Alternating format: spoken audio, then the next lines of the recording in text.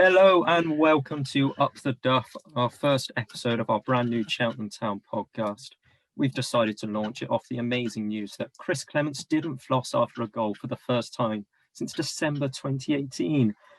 I'm kidding, of course. We are back at Wadham Road Saturday and I've never been more excited for a football match. Just get us started with some good memories of Wadham Road.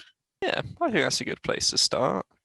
Oh, my first ever football match, I think, was back in 2005. It was England under 17s against Italy. Apparently Theo Walcott played or something, but it was at Wadham Road. I've been back every season since. How about you?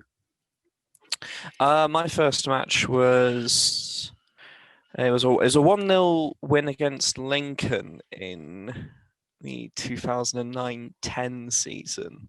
I remember I was sat in the family stand with just my dad. It's quite cold, so it's probably the winter time. Quite intermittently going at that point, but it was the start of something special. Speaking of 1-0 wins over Lincoln, one of my favourite atmospheres, I guess, that I've experienced was when those French fans came behind the goal. And it was the time when Danny Wright scored and Flinders had an absolute mad one. It's just an atmosphere I'd never really experienced at Cheltenham before. It definitely brought a new dynamic.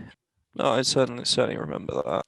But what's your favourite atmosphere that you've experienced inside Wadham Road, Ben?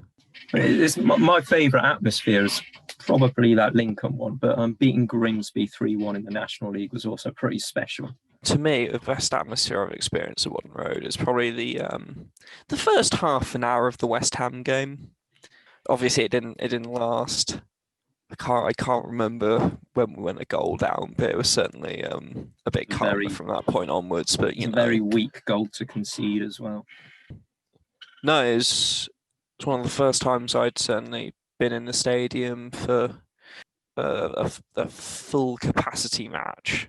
It was packed like sardines behind the goal, and everyone singing. So yeah. So I remember, well, I don't really remember it, but my first memory really is Cheltenham Town against Doncaster, where Cheltenham had to win to stay up.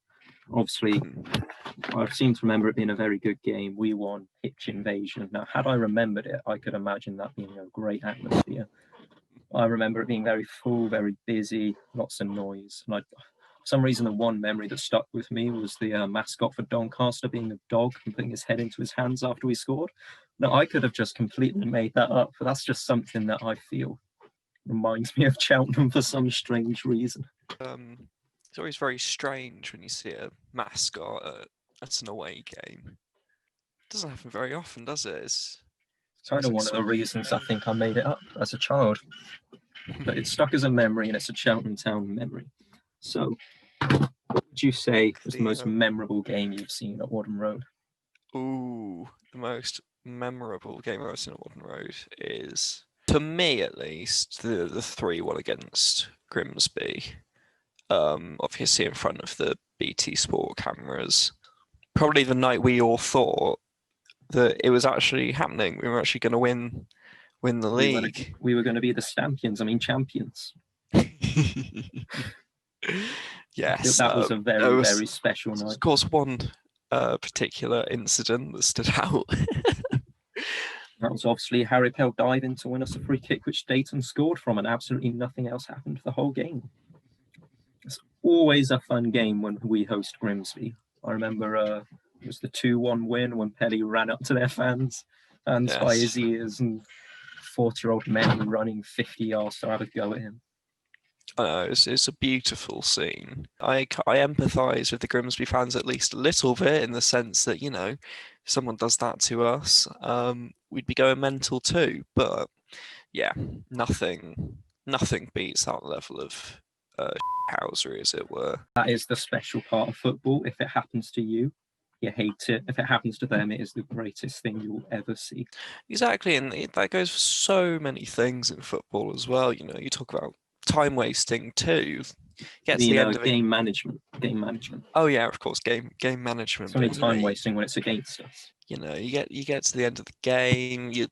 If you're 2-1 down and the keeper's taking years and years to pick up the ball, then you're gonna hate it. But reverse the roles, and it is incredibly funny. Just remind me, I can't remember who it was, but it was against us. It was blatant time wasting. Well, they've gone to take a long throw and just thrown it above the Colin Farmer stand. It's not come on the pitch, and they have to take it again, and we're just going mental at him. You've reminded me of the time on Boxing Day a few years ago against Barnet, that one of their players picked the ball up for a throw-in and managed to throw it out of the stadium somehow. I still can't believe he managed to get that kind of height on the ball and, somehow managed to make it curve out of the Colin Farmer stand. But yeah. Obviously, last night's game, with us recording this on the Wednesday, Ben Tozer had his best shot at it, took a long throw, didn't go on the pitch. That was great game management from us. Obviously, myself and Harry are season ticket holders at Wadham Road, so we're there every week when we're allowed. We'll just talk a bit about our favourite away days. I think the absolute best we ever went on was Crawley on a very, very, very boring 0-0 draw. I think we run the risk of exposing ourselves here, Ben, as not necessarily bad fans who only go to home games, but as people who aren't necessarily as committed as others are to going away. And obviously, tragically, because of this year, it's been even more difficult. I'm sure we would have gone to many away days this season now that we've got a bit more flexibility with our schedules. But I certainly have only been to 10 away days in my time as a Cheltenham fan. Some more prosperous than others. It took quite a while to actually see Cheltenham win an away game. Went about 900 days between a win. It was Macclesfield in the National League to Yeovil on Boxing Day, I think it was. My last away day, though, was Northampton, where we got the 1-1 draw. And I feel like, had we been there for the playoff, that would have been an amazing away day. But instead, I was sat in my living room in a house with two fans who'd just seen their team get promoted from League Two, and they were insufferable. But I also lived with a Mansfield fan, and I assigned the other guy a Carlisle supporter, which made things a bit nicer for me. He's not a Carlisle fan. He's from Redcar. His local team is Middlesbrough, I think, but that's not League Two, so we had to assign him one. He's not really taken it on and become the Carlisle Ultra I'd hoped for. But it was nice to still beat his team this season, even if he didn't know about it. Sometimes you just got to work with what you've got, make the most of that. It was a bad result, but an amazing away day was Portsmouth when we got to see them win the league. Obviously, the scoreline wasn't great. It reflected our performance quite well, though. So once in a lifetime experience for those Portsmouth fans who hadn't seen their team top for league all season until some 20 minutes until the end. To see your team win the league is something special. Yeah, of course it is. But to win the league in that style against all odds, when they had Plymouth and Doncaster ahead of them for the entire season, and looked at some point like Doncaster were gonna run away with it too. Thankful our title was a bit more clear going into it. I still haven't forgiven anyone for me missing that match against Halifax. It was my one regret in life. My memories of the Halifax game. I don't remember too much from early on in that day, largely because so much happened. We won 2-0. Dan Holman scoring both goals. I can't remember if he scored the penalty first or the. I think the penalty came first. The goal, classic Dan Holman-esque curler. A number of times I saw him just cut in and bend it that season, and I feel like League Two defenders, they can kind of figure out when you're going to do that. Yeah, he became a bit unstuck in League Two, but that goal scoring prowess was something very special. I think once we'd got that 2-goal cushion, it felt very safe. They say the 2-0's a dangerous scoreline, but with that team, once we'd got ahead, you just kind of knew, it's not slipping at this point. A famous day in Cheltenham Town's history. Then I remember towards the end of the game, you're looking maybe 85th minute onwards, you can feel the crowd starting to surge forward a little bit, people making their way towards the gates. I think we were on the pitch before the final whistle had even gone. We were just held back by the white line. And the final whistle goes and everyone is just sprinting to the centre circle. I remember thinking more in that moment that you just don't want to be the person who ends up falling over. My personal experience of us winning the league was finding out about 9-10 o'clock at night. I was in Snowdonia on some Duke of Edinburgh walk. Worst part is I didn't even complete my Duke of Edinburgh. That cost me one of the greatest days of my life. I'll never forgive them for that. Yeah. Not that it really matters, because no, I didn't get my D and I'm still watching Cheltenham, and I'm going to see us win the league this year instead. Exactly, and hopefully we'll be in the stadium for that. When we host Harrogate Town on the 8th of May, we beat them 8-0 and we win the title. We get to see Bolton and Bradford get relegated because, can't have little old Cheltenham in the same league as Bolton and Bradford anyway, can you? Oh, sorry, are we not Chelmsford? I believe that's what some Bradford fans were calling us last night. Can't believe we've lost a little old Chelmsford. I don't think there's a chance of both from going down while Southend are still in the same league as us. Very good point. Southend have been truly terrible. Their start to the season was absolutely dire. I think the only team to do worse than them in the whole of the English professional game is probably Derby. Wayne Rooney's Derby County obviously not doing too well. Just having a look at the table now, we've got Southend at the bottom on 5 points. Not good, but followed by Mansfield and Stevenage on 11. Now, Stevenage should not even be in League Two this season. They were by far the worst team last year, and they've stayed up because they've had a paddy.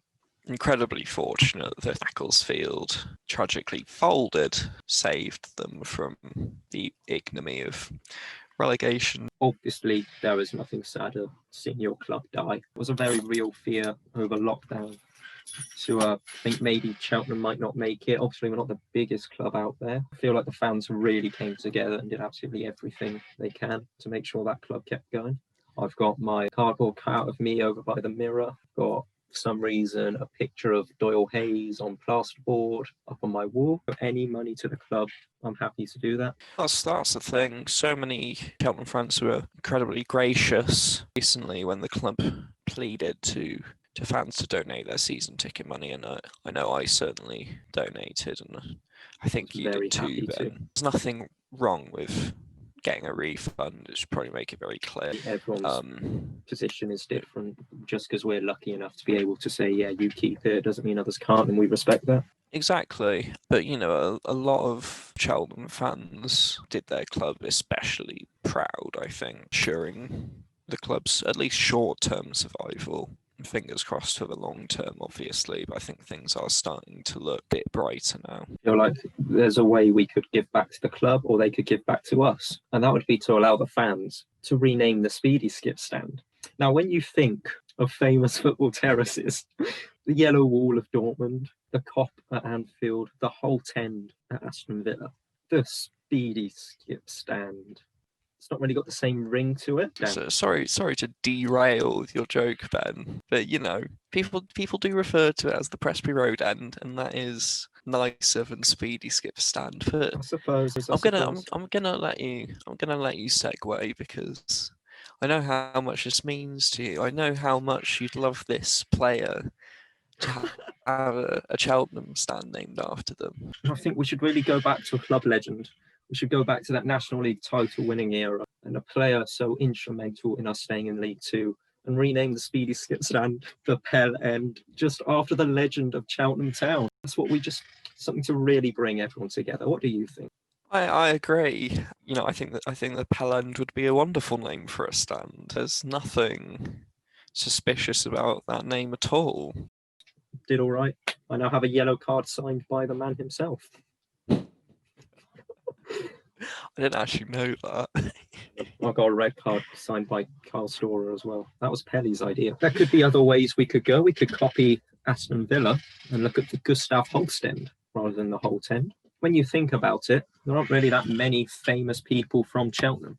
So obviously, as a massive fan of music, we did have a quick look at what famous musicians there are around here. And a famous one has been dead for over 100 years now. Obviously, we've had Brian Jones of the Rolling Stones, and someone called FKA Twigs was raised in Tewkesbury, but we didn't really have anyone else from here. Yes, this is an appeal. If you know anyone who makes music who is famous from Cheltenham, please tell us, because we are thirsty for knowledge. the Made of Cheltenham campaign, I feel, was just really good to bring local businesses on board. But I feel the reason there was no music involved in that is because there's no one really from Cheltenham good at it. There's definitely people from Cheltenham who are very good at it. There's not really people. Yeah, that is it's a real shame. But Cheltenham doesn't have a very bustling music scene, so it's not to bring their talents through. We do have a few fairly famous people. Well, the one they tend to talk about is Edward Wilson on the expedition to the Arctic. He's got a museum. He's got a fair amount of stuff. We've got Eric Dyer, who lived here until he was about 5 when his mum got a job with the hospitality at Euro 2004 or something. We've hosted a few top flight stars now. We've got Antonio was here for a little bit, Kamara Roof, Jack Butland. We've got Nat Hay over in the Women's Super League. What is there now in Cheltenham? Not much. Pretty soon, though. League One football. Feel like we went off on a bit of a tangent just then. So let's get back into the football. How excited are you to be there Saturday? I am ecstatic. It has been an incredibly long time coming.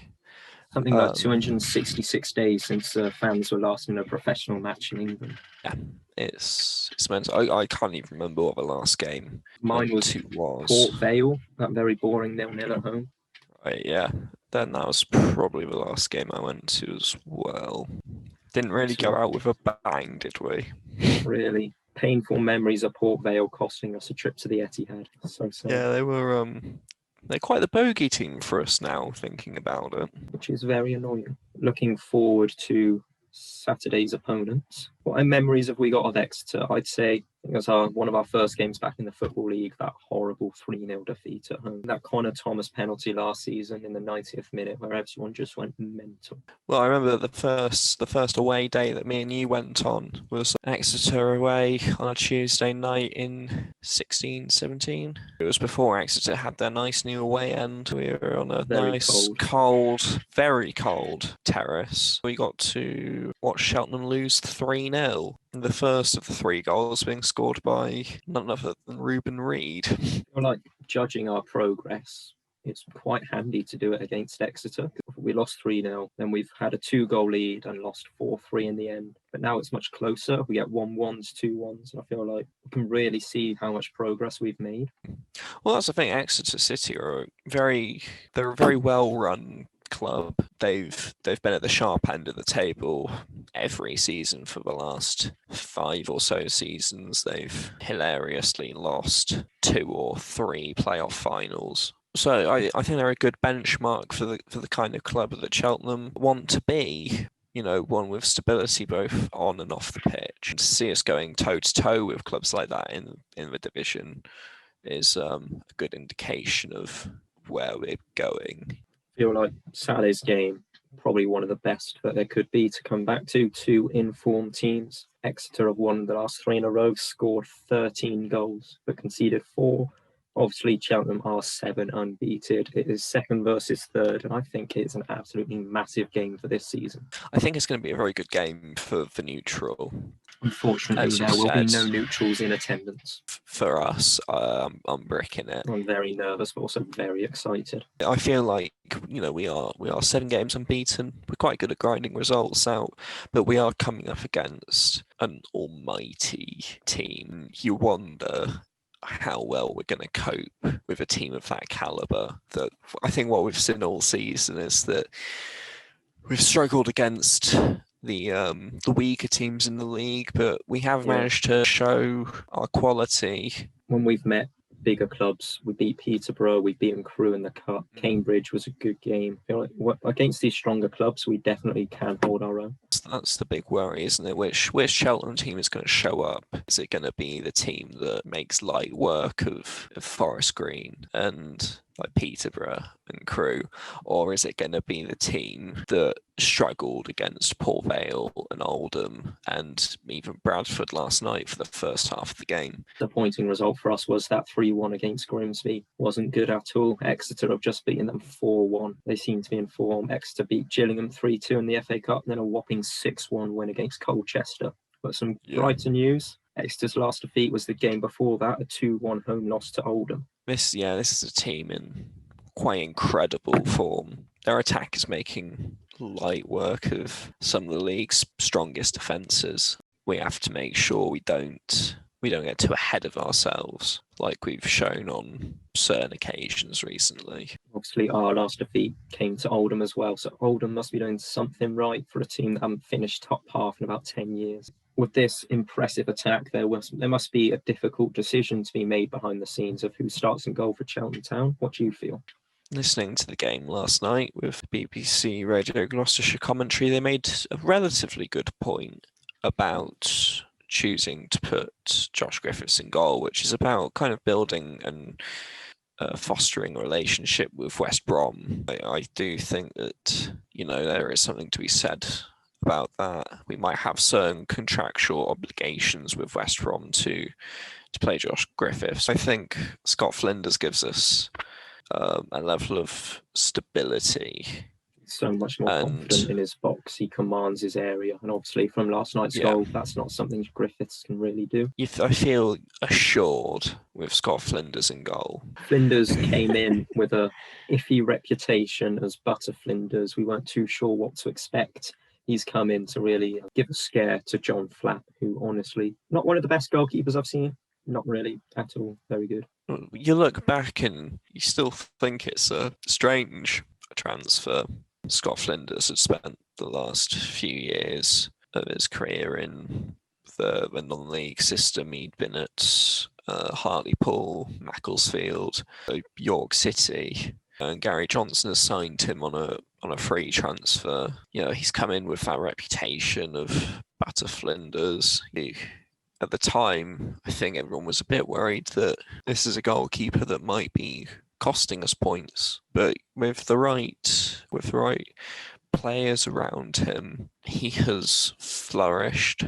Yeah, he's been absolutely fantastic, and he is very much a core part of this team. I feel a lot of praise, testament to Steve Book in this, because if you look back at Cheltenham Town's goalkeepers over the year, you see some very good names. Dylan Phillips being a standout, Jack Butland. We had Scott Brown, had him for 2 spells. Second spell, he's gone back. He's got promoted with Wickham, one of the best goalkeepers in the league. And obviously Flinders has become one of the best goalkeepers in the league now too. A bit about ourselves. All right. I am Ben. I'm a University of Gloucestershire student, sports journalism, heavily involved in coaching, especially with the Cheltenham Town ladies side. Done a bit of the first team there, development side. We had a game at Wadham Road, which was very nice. Someone drew a Charlie Chaplin moustache from Will Boyle's picture in the dressing room. That's something I noticed when I went in there the first time, which was interesting. They must be a fan of comedy. How about you, Harry? I'm Harry. I'm 20, currently unemployed, unfortunately, as a result of the ongoing COVID crisis. Marketing man, graphic designer. You'll see some very good graphic designer work from Harry on some of our social media. The image for this episode was marvelously done by myself on Snapchat, so it's not the best. I feel it really gets the idea of our podcast across. And that is that. Thank you for listening to episode 1 of Up The Duff. We hope it's been interesting and entertaining. Maybe you've learned something about us, something about Cheltenham. You're going to have to get used to these tangents. We do tend to lose focus and chat about what we want to chat about. But hopefully we get enough Cheltenham Town in there with it for you to stick around. So thank you for listening. Well, we'll definitely do an episode 2 because we will. And if they do well, we'll keep going. And if they do bad, we'll just keep going and know that no one likes it.